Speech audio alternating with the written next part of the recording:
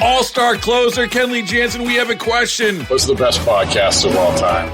Baseball isn't boring, baby. I'm Rob Bradford, and every single day I'm sitting down with the biggest names to show you this great game is the greatest game. It's my podcast. It's my passion. It's a cause I started more than 2 years ago and is now the most prolific national daily baseball pod there is. Another fact. So jump aboard the BIB Express. Follow and listen to Baseball Isn't Boring, presented by Wasabi Hot Cloud Storage on the free Odyssey app or wherever you get your podcasts.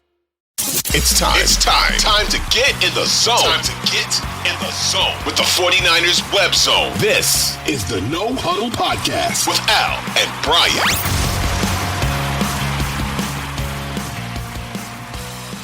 '49ers Web Zone, No Huddle Podcast. I'm Al Sacco, and we are lucky enough to have with us, dare I say, the faces of the Gold Standard 49ers podcast network. Rob Michelle won't like that. Levin Black. Guys, I'm excited to do the show with you. Thanks so much for jumping on with us. Thanks for having us. It's right, so I think homecoming to speak, so to speak. It is. I mean, you guys hosted the show for pretty much the 2019 season, right? Yeah, so like when you left, I had just started writing for the Web Zone, and this is kind of what I wanted to do more. So I reached out to David, the owner of Web Zone, and was like, hey, I see Al left. That's my background. Is there any chance I could get on? And so he like had Zane like bring me on a couple times, and then they were like, okay, it went well. We'll just have you as the co-host. And then they brought this fool on as a guest early in the season, and it worked well. And between like my schedule and Zane's schedule, like we weren't able to like always one of us be there to do the show. So we were like, why don't we bring a third person in so that there's always two people? And so that's how I got stuck with Rob. I haven't been able to get rid of him since. Yeah, I was going to say ever since then, and you guys start this network and you're killing it. Yeah, that was the very, very, very, very brief time I was with KNBR, which was about 6 months maybe. Yeah. And then, but this show's been going, man, this is the 8th year and you guys were a big part of it. Yeah. So I'm glad to have you on here and be able to talk some Niners with you. And I think the big story right now that we have to lead out with is Trent Williams, because Trent doesn't show up to training camp yesterday. And, you know, there were some whispers about it in OTAs, like maybe he's not happy with his contract, but I didn't really see much smoke coming into training camp. I thought he would be there, and then he's not. The way I kind of see this with the contract, and I guess you guys tell me if I'm right or wrong, sort of see it like Christian McCaffrey, in the sense that what Williams is going to want is a pay bump this year, maybe to get closer to Penei Sewell or above Penei Sewell, who makes $28 million a year. He's the highest paid tackle in the league, and some guaranteed money next year. After that, you put a couple dummy years on, everybody's happy. I feel like it's something that can get done quickly. Are you guys kind of on the same like page with that? I think Trent just wants to know he's going to be top of the market. I think it's a little bit more than, because there's a lot of people that have been saying, oh, he just wants the money guaranteed because he has no guaranteed money left. I think he wants a pay bump. There's been people that jumped above him, and I think he's saying, look, I'm 36. I'm still the best in the league.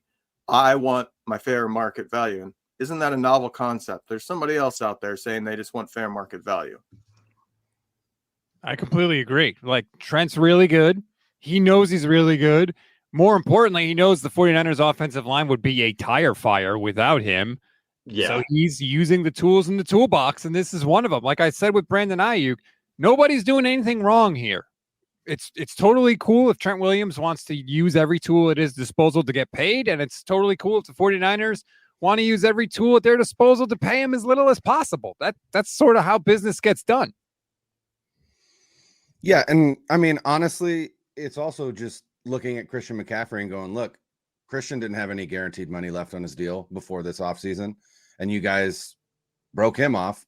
So, and if I'm Trent Williams and I know that as time works, right, every year I'm getting older and I'm getting closer to possibly an injury that ends my career, I'm going to want as much guaranteed money as I possibly can get, because that's the only thing that's going to keep me and my family secure. And so, not that he hasn't earned a ton of money before, but and you also can't have a player that year after year after year everyone says is essentially the best player in the NFL that isn't a quarterback, and not think that he's going to eventually be like, well, it's time to pay me more money because I continue to be awesome. And so, you know, it is what it is. But at the same time, if they restructure his deal, it helps the 49ers as well. They could clear a ton of cap space by restructuring, just like they did with Christian McCaffrey. So I think this gets done. And, you know, you got to keep the best player on your team happy. Yeah, I think his age to me doesn't worry me because of Trent Williams in a tackle position. I still feel like he could function at a high level at 36, 37 years old. It's not like a receiver at 32 who would want an extension. I'd be like, no way, dude, because they just fall off a cliff type thing. But I guess the only maybe hang up with it at some point is you've got all these guys who want new deals. And Stats, I talked about this on the last show. You and I are from the East Coast, so we grew up like Mike and the Mad Dog, right? So we listened to that show. You and I talked about that. So we're used to maybe a little bit harder questions and digging a little deeper. As you look at this Niners roster, there's guys they have to re-sign. Lenore, Ward, see what happens with Greenlaw, Hufanga, and nobody asked about that at the press conference the other day. So do you worry at all, like if you're paying Aiyuk, if you're paying Williams, and you just get super top heavy, and some of these other guys go, is that going to eventually, you're not top of the NFC because you're so top heavy? Is that a worry for you at all? Yeah, it's a legitimate worry, and I think it comes down to Brock Purdy, right? Like, if he is what they think he is, what they are telling us he is, then he's going to have to carry more of that burden to make up for that. But that's inevitable. Excuse me as I lose my voice. That's inevitable when you have a quarterback that's not on the best contract in the NFL. That's what you have to weigh when you're figuring out, am I going to pay Brock Purdy? He's going to have to make up for that, unless you just happen to hit on every single draft pick you're going to make. And let's be honest, the 49ers history there is spotty at best, let's say. So it's a legitimate concern because you're not going to be able to keep everybody. If your quarterback can make up for it, like, number 15 in Kansas City, you can be okay, but they're going to have to do that. And so a lot's going to fall on 13's shoulders. I'm okay being top heavy because when you have truly great players, the key is paying a truly great player, not paying somebody that's not. I'm very big on you don't pay like the guys that are, they're a starter, but they're not a difference maker. You don't pay those guys. You don't give them their second contracts. You try to replace them. But if you have the true stars, the great players, they lift everybody around them. Look at what Trent Williams does for that offensive line. So having him doesn't just affect, we have this great player at that position. It's everybody else around him gets better too. So it's easier to field a quality unit around that star player. Just like Debo obviously helps things get open for other players. Aiyuk helps things open for Debo. Christian McCaffrey obviously affects the defense in a massive way that helps all the other players find daylight. So I'm okay being top heavy as a roster. Yeah, I mean, there are teams that would have paid Javon Kinlaw because they drafted him, at 13 overall or whatever, right? And the 49ers didn't. And so to a certain extent, you got to understand they don't pay players that aren't, like you said, Levin, difference makers. And so as long as they continue to pay the difference makers, I think, there's enough accounting magic that you can do in the NFL to continue to, kick the can down the road, if you will. It will come due eventually. But typically at that point, you're ready to make a reset anyway, a la the Rams. And what we learned from the Rams is as long as you've got a head coach and a quarterback that you can win with, that reset doesn't necessarily have to be years down the road. It can be 1 year. It wasn't even 1 year for them, right? They made the playoffs in a year that nobody thought that they would. So like you said, Rob, as long as Brock Purdy is who the 49ers are telling us he is, and who, for the most part, I think a lot of fans think that he is, they'll be in great hands with Kyle and Brock at the helm, and they'll be able to really weather some of these tough situations down the road where you've got dead money from Trent or Christian or whoever it may be. And as we're recording this, Mike Garafolo just reported 49ers have replaced Trent Williams on the reserve did not report list.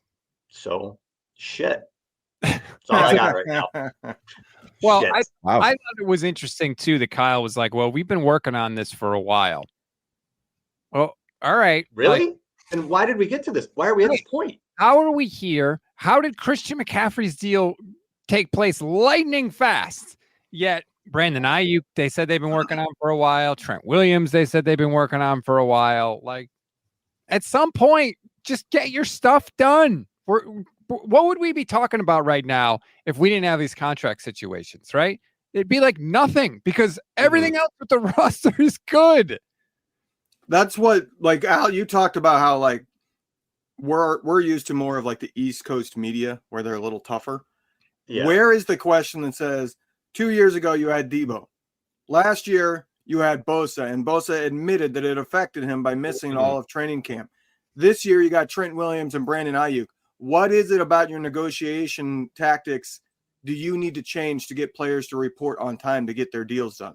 What is taking so long that you've had a contract situation extend into training camp 3 years in a row? Yeah, I mean, Brian, you've been all over that. Yeah, and I mean, somebody asked, and I don't know who it was, but somebody asked John Lynch basically in that first press conference, why is this happening? Why do you wait so long? And Lynch was like, I don't want to wait long. I'm impatient. And I'm like, you can't say that and then have every single negotiation with the star go as long as it has. So either you're lying or you have no idea what's going on. And if you're the GM and you have no idea what's going on in these negotiations, that's a problem.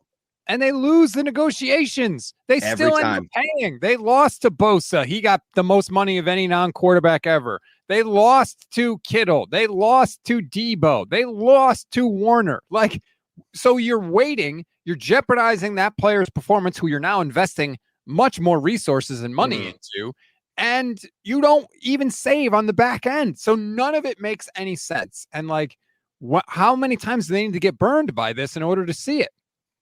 And they're doing it with the corners now, because if you were aggressive and you extended Demo or Ward, now you have Tyson Campbell out there getting 4 years, $77 million, over $53 million guaranteed.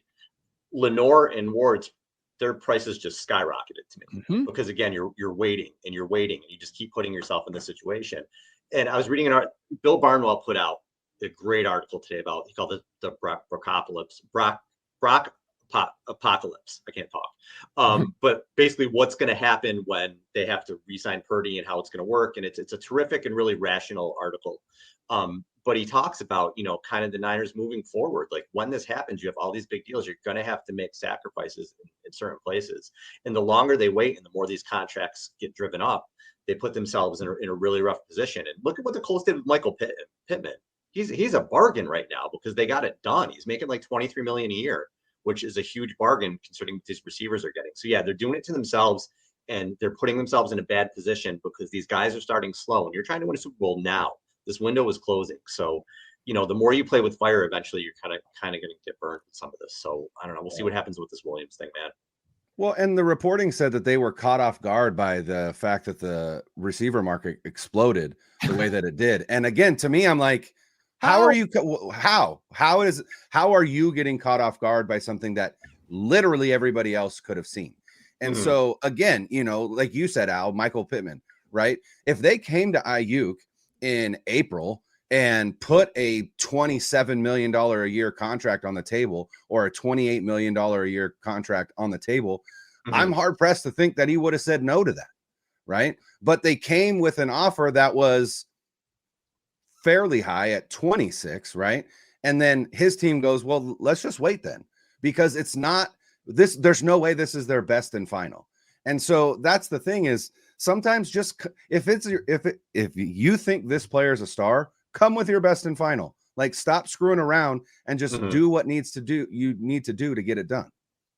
It's the most anticipated WNBA season in history. So you know what that means. Court is back in session with Queens of the Court, a WNBA podcast. I'm your girl, Cheryl Swoops. And I'm Jordan Robinson. All WNBA season long, we'll bring you interviews with star athletes, analysis on your favorite teams, and lots of hot takes. Order in the court. Follow and listen to Queens of the Court, free on the Odyssey app or wherever you get your podcasts.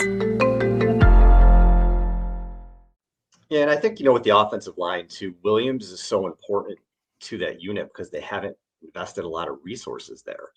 In stats, you were telling me, I haven't heard it yet, but you were telling me about the Tim Kawakami, Kyle Shanahan interview, and he asked him about the offensive line, right? You said? Yeah, so Kyle was a guest on the TK Show podcast on The Athletic, and it was a really good conversation. If you hadn't heard it, it's not that long. It's only about a half hour.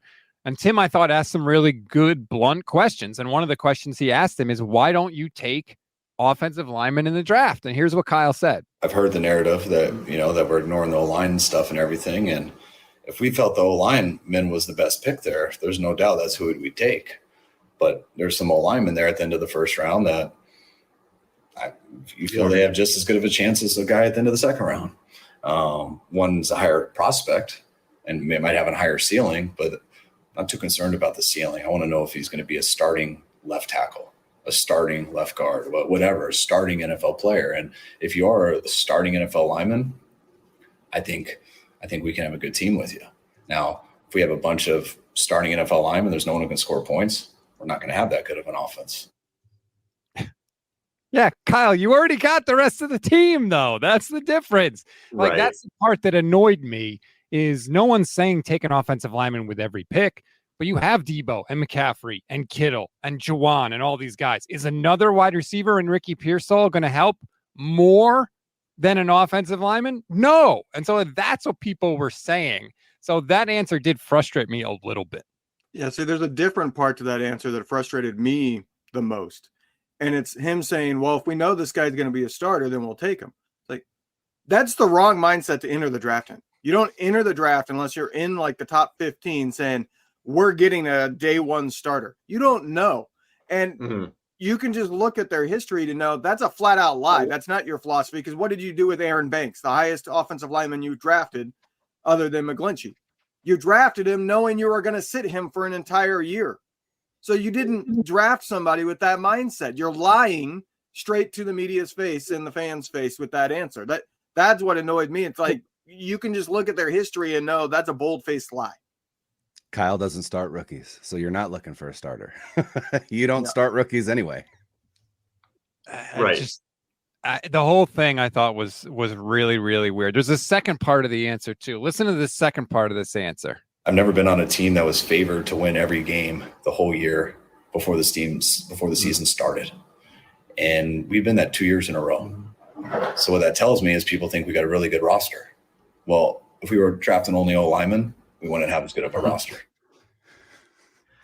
I think one of the things with to only draft O-linemen. I don't get it. No one's Kyle asking is you to do that. Yeah, he's a phenomenal coach. I also think he is really set in his ways, to say the least. I just think he really has his way that he wants to do things. And offensive line, I feel like left tackle is always a priority. They had Staley, and when he wasn't there, they went right to Trent Williams. And I think he's kind of like, I'll just get guys who kind of fit my system other than that. And you can make the argument, I always say this, there's a million reasons why, or countless reasons why they lost those 2 Super Bowls, but interior offensive line was certainly a big one of those reasons that they lost it. And here's something that's going to stick out to me in the coming years. We'll see how it goes, but the second round of this year, they traded back to take Renardo Green, right, cornerback. The 2 picks before that, Roger Rosengarten, who they were tied to, there were rumors that they liked him. The Ravens took him at 30, so obviously you could trade up if you feel like that's going to happen. If the team's going to jump you for a player or take a player before you want him. And then they trade back and the Chiefs take, I'll probably screw his name up, but Kingsley Salamatea, who's another tackle.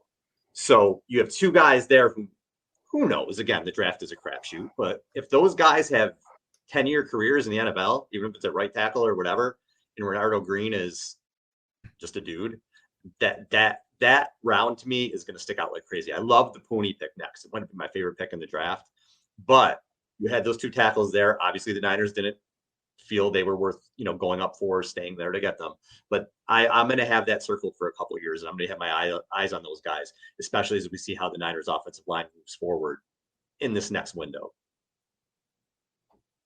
And the Green pick is like, okay, you could see, right? Ward's a free agent. Lenore's a free agent. They could use another corner. Like, you can never really have enough good corners. So that's cool. Like, I totally get that. The Pearsall pick, I understand why people were frustrated. I also think that was kind of a hedge too, because you don't know what's going to happen with Debo and Aiyuk. But I understand more the frustration with that one, because it's hard to keep saying Super Bowl window when you had a glaring need there and you went luxury. You went seat warmers instead of, transmission or brakes or a more vital part of the car. And let's not forget, like, the draft is not the only way you could address the offensive line. You trade it for Trent Williams. That's the only reason why your offensive line is somewhat passable. Mm-hmm. You could invest in free agency, or you could try to trade for somebody else. Now, obviously, it's kind of slim pickings in those two markets, and it's hard to find the right guy in those markets because really good offensive linemen don't tend to hit free agency. They get paid.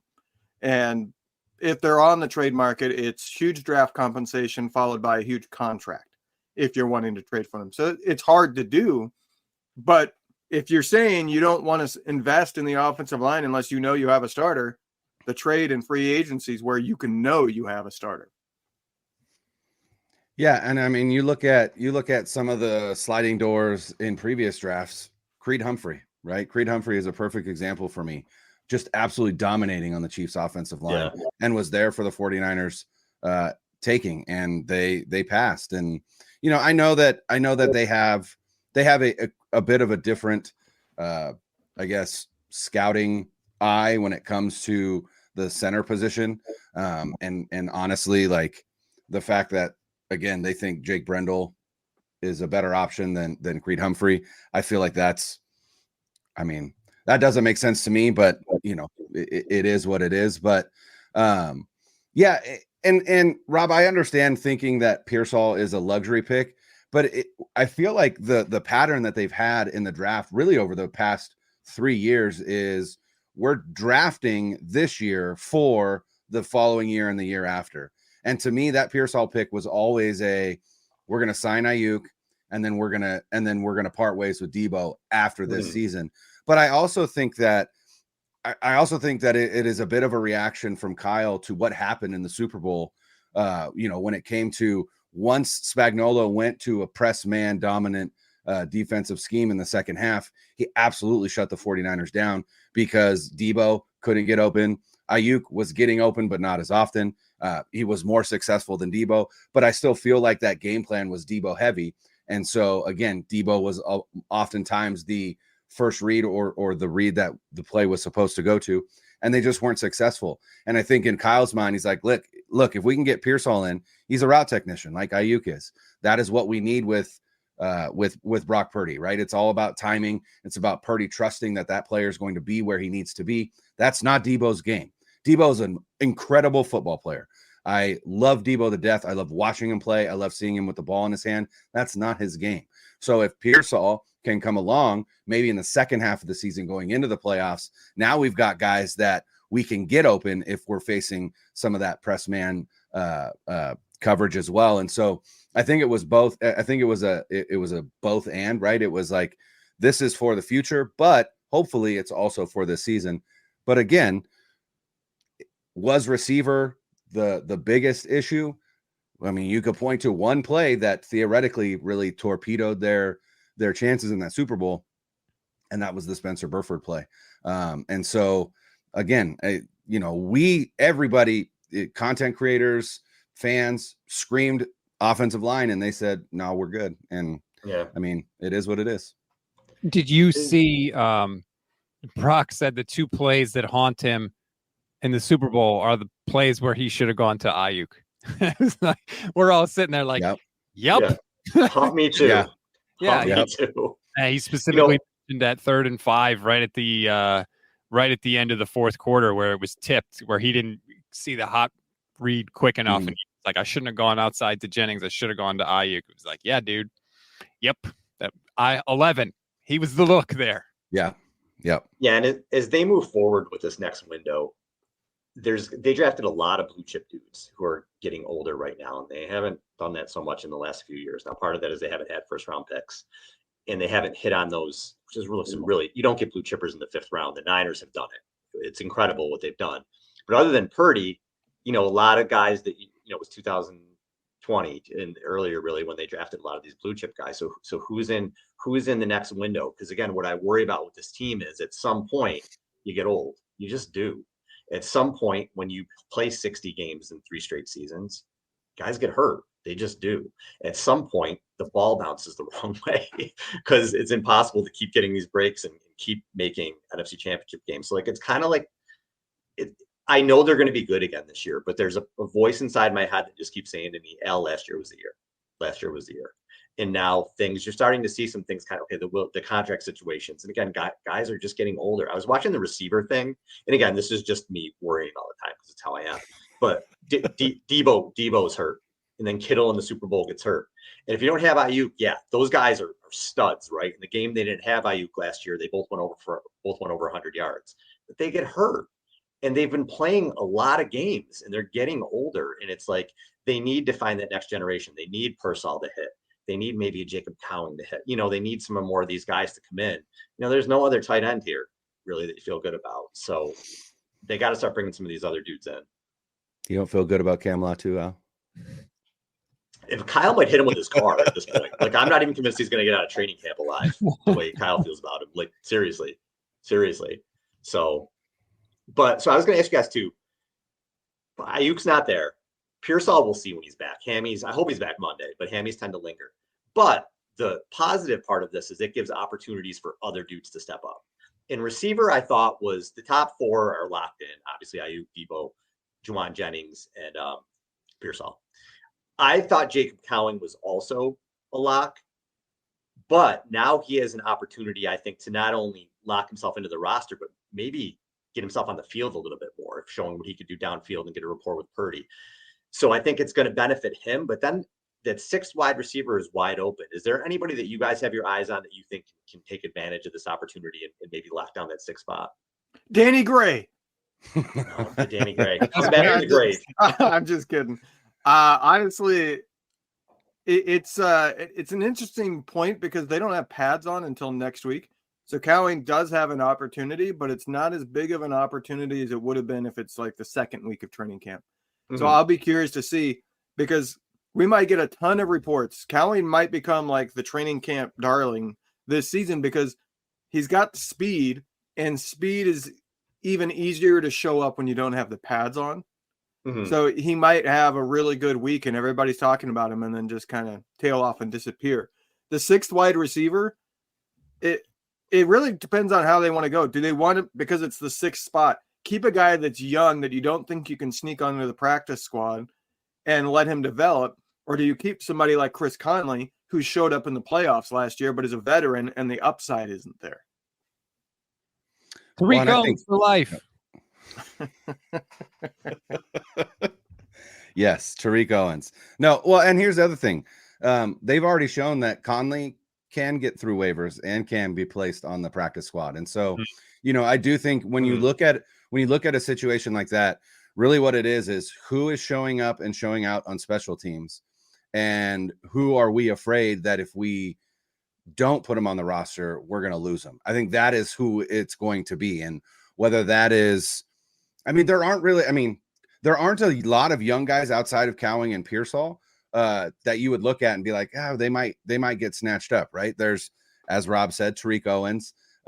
Danny Gray is young enough and has the speed. Maybe he would get snatched up, but at this point, I think they'd be fine with that. I don't think they care. Ronnie Bell is young, but I still think he'd probably make it through. So it's like, it really just depends on essentially who is going to show up. And I don't think we know that until, until the time that cuts come. I said on an earlier episode, I think a sneaky guy that could get that again is, and not for any other reason than Kyle Shanahan is just terrified of punt returns and just wants somebody that he knows won't botch it. And that's Trent Taylor, who isn't going to ever return a punt for a touchdown for you, but he's also not going to let it hit his foot or drop it or not remember to just fall on it instead of try and pick it up and run with it. And so to me, it's almost like the safest side of Kyle Shanahan is to be like, I can trust this guy. Let's go ahead and go with him. The Bengals trusted him last year, and he did fumble one in a critical moment. That's why I don't. That's true. Like everybody says that Trent Taylor's like you said, like that is his MO, that he's a safe, reliable option. He's not going to do anything crazy. I think I remember running the numbers when they first signed him, and it was of the 22 players that had I think 30 returns over the last 2 years. He was 17th in average return yards. And yeah, he's not going to. Yeah. So it's like there's nothing there. If Kyle does that, that's the weakness of Kyle. The downside of Kyle is that if he ever trusted you in the past, he's like really hard to give you up. And Trent Taylor shouldn't even be on this roster. Like, he's done. All he does is punt return, and he's fumbled twice in the past year. Like, there's nothing there.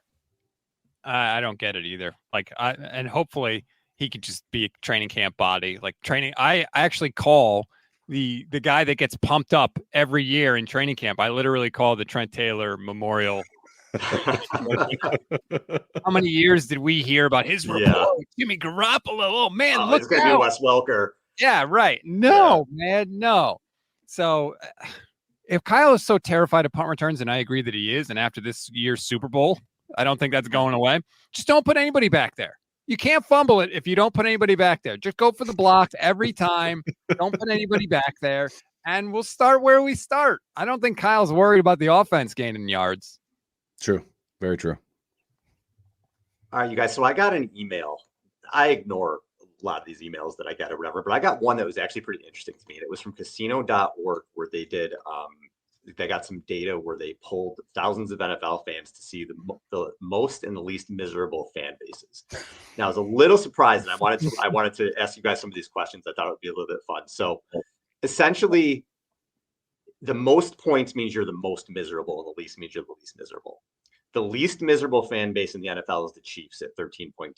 Fair. The second least is the Niners at 16.78. And then when you go to third, it jumps all the way to 36.12. And the most miserable fan base in the league is Carolina Panthers at 99.23. So they're just on suicide watch, basically. But I looked at this and I'm like, I don't know, man. Like, every January, February, I'm pretty miserable. Like, I'm in the corner with my beer after these playoff games, like holy shit, it happened again. So I feel like Niner fans are maybe, I don't know, a little too optimistic. And again, I know I got two East Coast guys on here who are probably miserable pricks like me. So I'll ask you guys, maybe you're not as miserable as me, I don't know. But I'll ask you guys, we'll go through these and we'll see if you guys agree with this. So first, these are scale of 1 to 5. The scale of 1, very poor, to 5, very good. How would you rate the competence of your team's management? After we just got done bitching about, but we just got done bitching about their contract negotiations. I would say 4.5. I'll take them like if you could do it on a grade scale, it'd be like the A-, you know, where they're really good, but they got this one weakness that's starting to rear its head. And I want a caveat because that might become a much bigger deal that really downgrades them in the future. All right. So the fans said a 4. So they're pretty close to what we were. Yeah. So on a scale of 1, not upset at all, to 5, extremely upset, how irritated or upset do you get when your team loses? And the fan said 2.9. When the team loses? Isn't every fan a 5 when your team loses? Yeah, I was going to say, I'm a feels 5.6. 5. Yeah. Right. Like, I thought that I was like, who are you asking that? Like, are you just like, oh, okay, like, we'll win next week? No, I'm pissed about everything when they lose. All right. 1 to 5. How satisfied are you with the team's performance over the last 5 years? 5 being the most? Yeah. 5. Yeah. No, it can't be a 5 without a Super Bowl. Yes, it can, man. No, it cannot. I am very satisfied, but if you don't win the Super Bowl, then let me put it this way. Would you rather have the last 5 years of that is the Rams history or the last 5 years of the 49ers history? I'm taking the Rams history because they have a Super Bowl title. Yeah, obviously we all want Super Bowl titles, but I keep having this fight. I swear, I feel like I'm in a time loop. It's still freaking amazing where the 49ers are. 4 is pretty amazing, but you cannot be a 5 if you haven't won a Super Bowl. I agree with Levin. 4.9. I agree with Levin. So the fan said 4.1.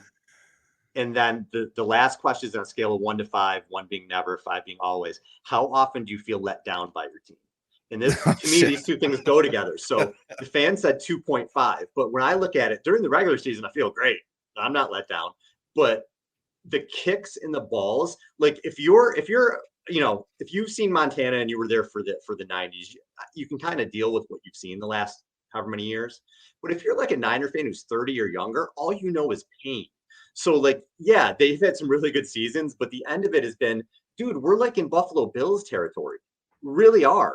for this generation of Niners fans. Like, it's been so bad the way that they lose and how close they've come. So I don't know. Like, I feel like it's got to be a two-part. Do I feel let down by? Yeah, it sucks. Like, it sucked. But also, I think a lot of teams would trade with them. So it's a double-edged sword. Sure. The season is always, the end of the season is almost always a kick in the balls, unless you lose the Super Bowl. It was a kick in the balls for the Packers, right? It was certainly a kick in the balls for the Cowboys, although their whole existence is like a kick in the nuts. I mean, right? Like every team, the Ravens in the AFC Championship game, like it always is going to feel like that. It's not just because the 49ers, have been so close to a Super Bowl. Anytime you lose in the playoffs, it feels like that. Niner fans had just kind of forgotten that because outside of the fluke thing with Brock Purdy's elbow, they basically don't lose in the playoffs. Like they've been really, really, really good. And if you go back and you were just talking about the 90s, if the Niners do manage to get one Super Bowl, this era right now is right up there with the 90s. It's right there. And I feel like we're all angry and frustrated, and I get that, and I'm there with you, but we should also zoom out a little bit and be like, damn, this is still awesome. There's actually two teams that enter the offseason satisfied and excited. The team that won the Super Bowl and the team that secured the number one pick.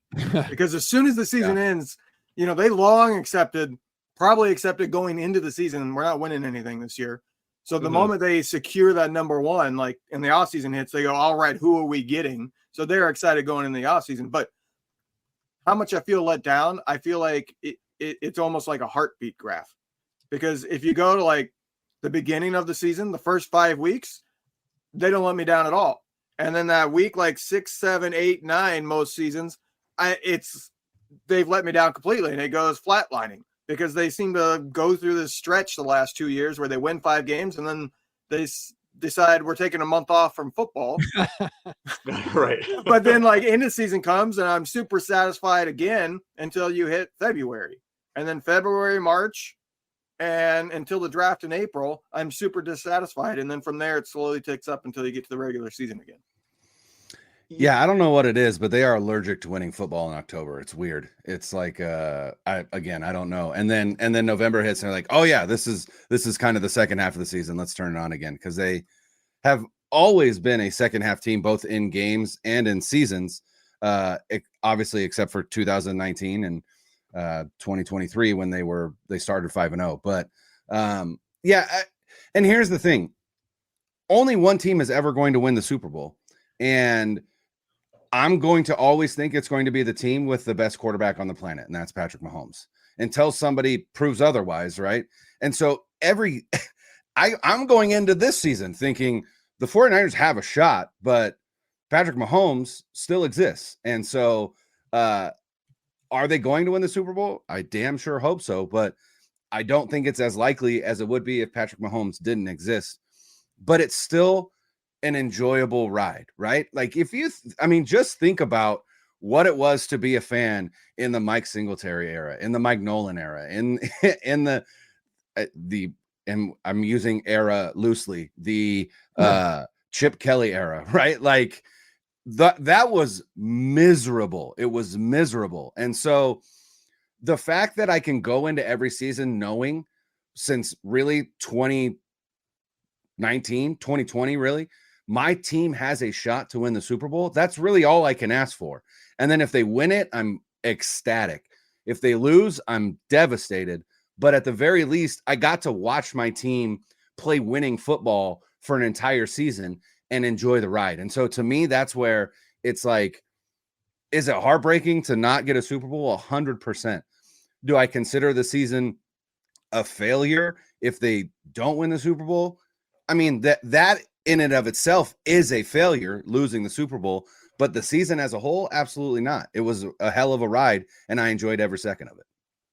Don't you think there's some hypocrisy, though, when the 49ers invite Patrick Willis, Navarro Bowman, Jim Harbaugh, all those guys to be honored at Levi's Stadium during the season, and they are met with cheers and applause, and they should be.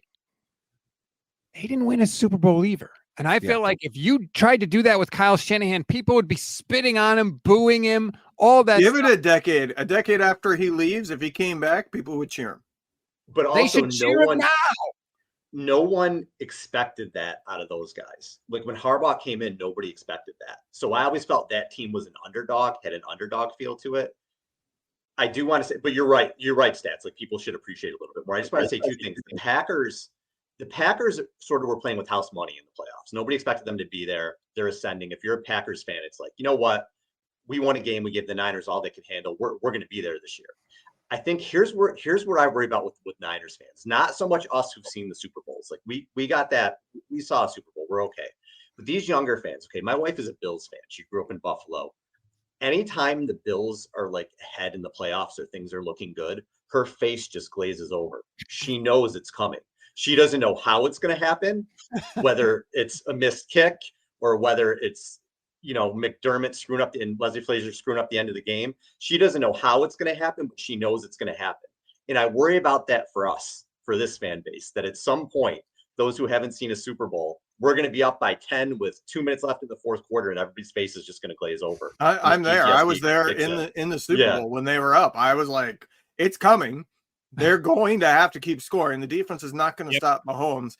This game's not over. Like I at no point it was like, whoa, we got a 10-point lead in the Super Bowl. Like it was still sitting there like, all right, when is it going to drop? Yeah, you want to see dead inside live with the Bills fan when the Bills game is on. Just dead. The poor thing. She's been through so much, we got the Super Bowls, but yeah, that's what I worry about. So listen, they just need to get a 13-point lead and then we can all exhale.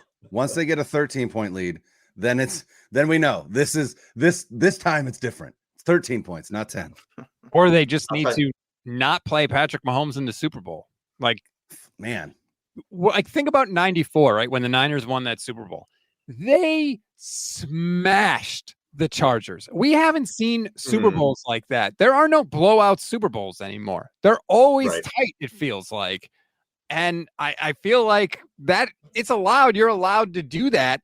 But the 49ers have been in this situation where these games are always tight. But like in theory, they could go up against a different AFC team and smash them. Yeah. Or you drop an interception in the NFC Championship game, or your quarterback gets his elbow knocked into and it explodes. It's always been something, man. You know what I mean? Or it's, you go back to the Harbaugh years. Like it's been heartbreak in the worst possible way. I feel like 7 times now? Seven, right? It's been 7 excruciating playoff and Super Bowl losses, I think. Like excruciating. Yeah.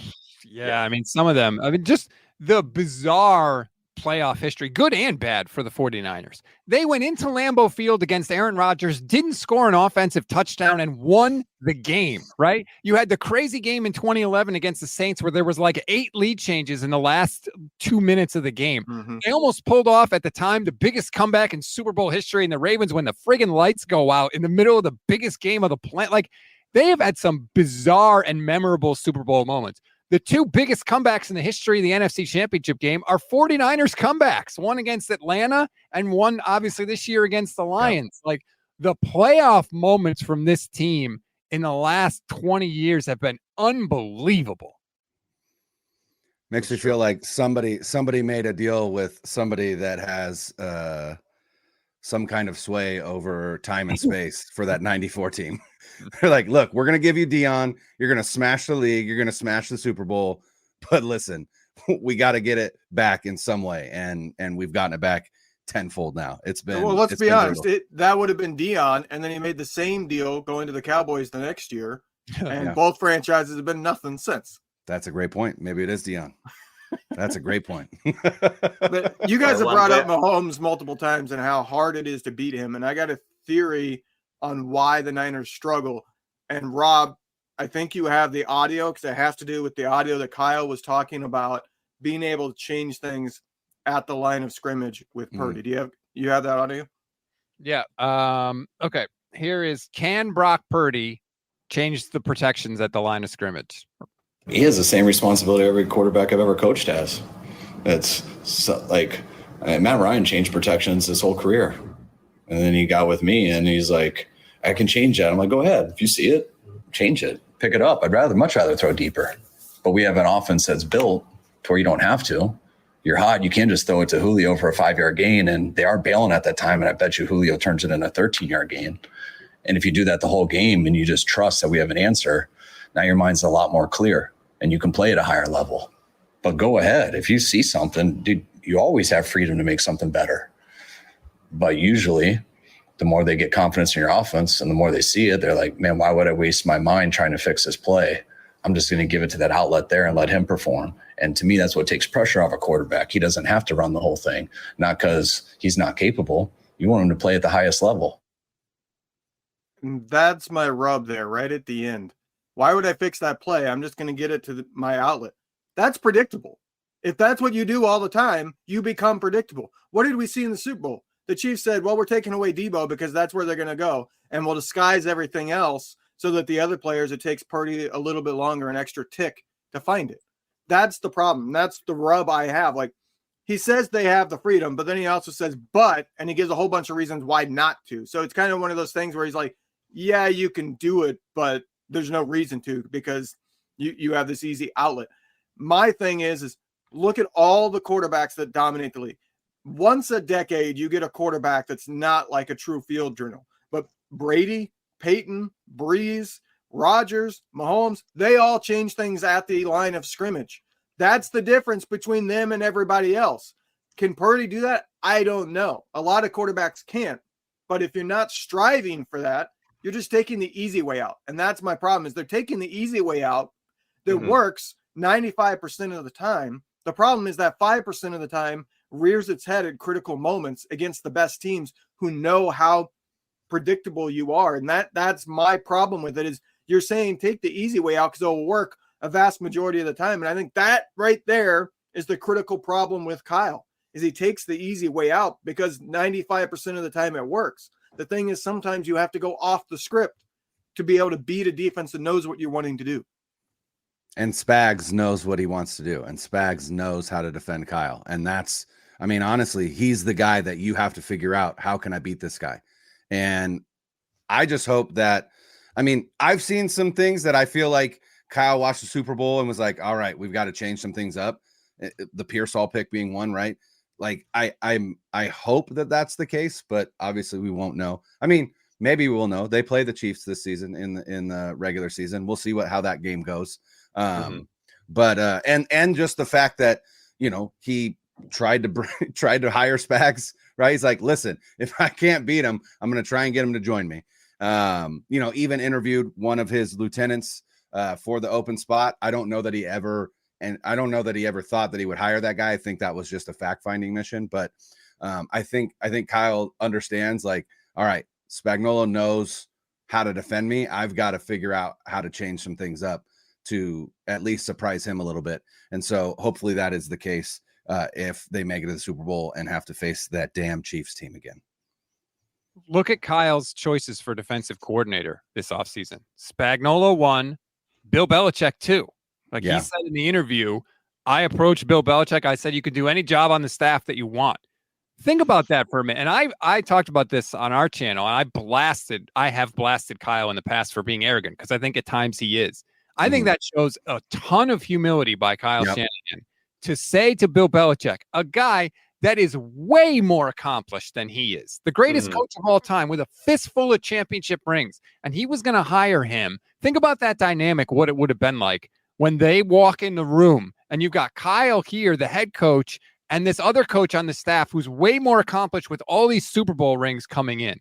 It would have been kind of chopping Kyle's legs out from under him a little bit, but he was willing to do it anyway. I give him a lot of credit for that. And look, he probably knew Belichick wasn't going to accept. He made the offer anyway. So I do wonder if maybe, like you're saying, he has kind of realized, like, something's missing. We got to change something because what we have done has not worked so far. And that's great. We talked about it last show. Like it's only John Fox, Bud Grant, Marv Levy, and Dan Reeves are the only head coaches who have lost 2 Super Bowls or more without winning one. And right now, there's a lot of career left for Shanahan. But right now, he's going to be remembered with those guys if things stay status quo and he doesn't get one, you know, as opposed to somebody like Andy Reid who got one later in his career and many later in his career. So it's a huge year for Kyle. It really is. It is. And there's no reason they can't. Like, I know I've heard all those stats like, oh, a coach that didn't win his first Super Bowl appearance has never won his second or whatever. That's not true. But whatever the stats are about like how many Super Bowls he's lost, like none of that matters. Just like it doesn't matter the teams that lose the Super Bowl usually don't get back the next year. Like there is nothing preventing the 49ers from getting back to a Super Bowl next year. Nothing. There's a reason they're favored to do that. There's a reason they are where they are. I know there's like a lot of doom and gloom talk about climbing the mountain again. And I know it's going to be hard. It's not going to be easy, but like they can do it. Even if they had won the Super Bowl last year, they would still be exactly where they are right now, right? Training camp would still have started.